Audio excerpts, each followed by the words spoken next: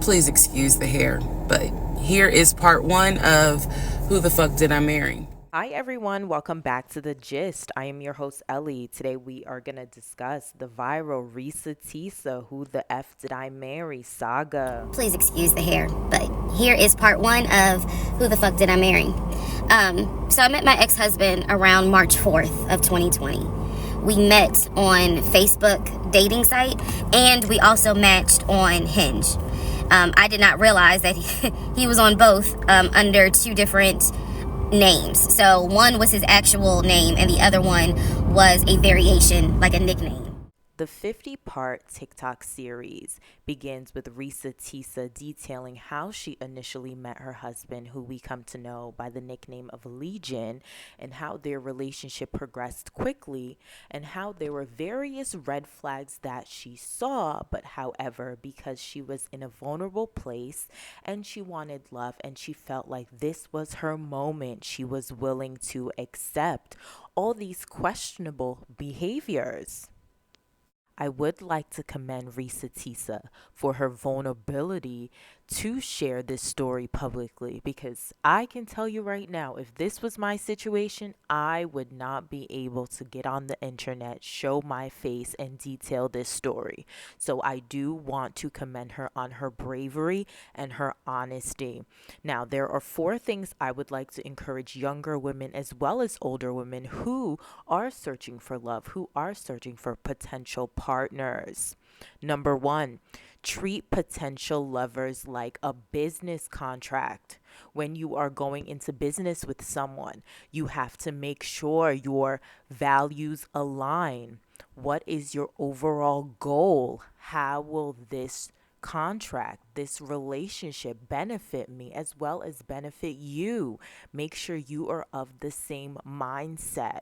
What goals would we like to work on? Number two, you need to verify your potential lover's credentials. He introduces himself. He says his name is Chris. Okay, Chris who? Is that Chris short for Christopher? He says his name is Junior.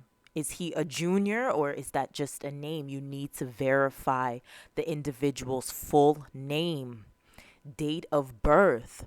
Where were you born? You need to verify all of this information. If it means going through the process of getting a background check, that is important. When you are applying for jobs, you go through the interview process. They're about to hire you. They conduct a background check. Ladies, why do you not take time to conduct a background check for your safety and well-being? You don't know who this man is. You may meet him at a club, you may meet him at a dating app, you may meet him at a mixer. You are unaware who this individual is. You cannot be so trusting just because he is attractive. He check marks all the things that you want. You need to think of your safety and well-being. Conduct a background check. He says he has a job. Where does he work? Where is the company? Give the address. Figure out where the job is. Does he really have a job? He says he owns the home. Is the home in his name? Ladies, just because he's telling you all of this, you cannot be gullible and believe everything a man says. You need to verify.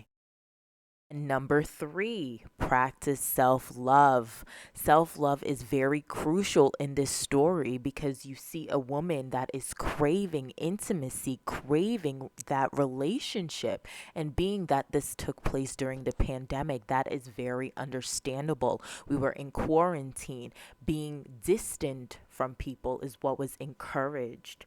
So, practicing self love is important. Just because it is free does not mean you need to take it. That is something that my mother always ingrained and encouraged in me, that just because it's right in front of you, it's acceptable, but it's not really what you want, you should accept it.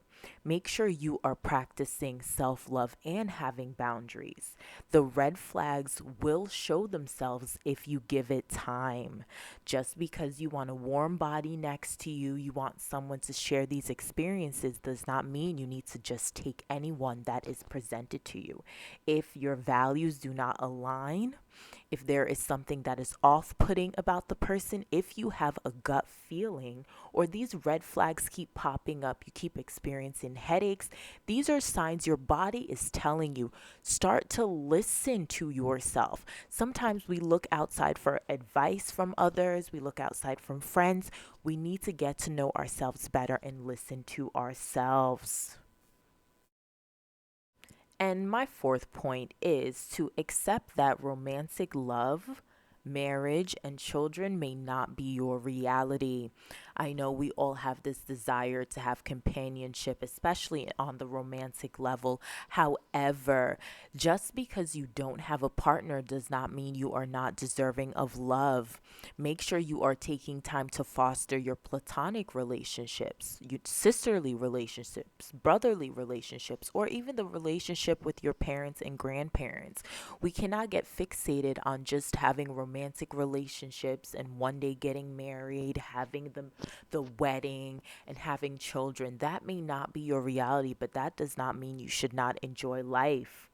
Also, make sure you do not settle for counterfeit because you are tired of waiting. Make sure the person's values align, they're respectful to you, and they treat you right. Do not rush the process just because you are tired of waiting and you want it to be your turn. With that being said, I want to thank you for tuning in today, but let's keep the conversation going. Make sure you comment, you like, you subscribe, and share this with your family and friends. Let's grow the channel. Let's keep this community engaged. And I am so curious to hear what your thoughts and your opinions are on this Ressa Tessa story. Okay, I'll catch you on the next one. Bye for now.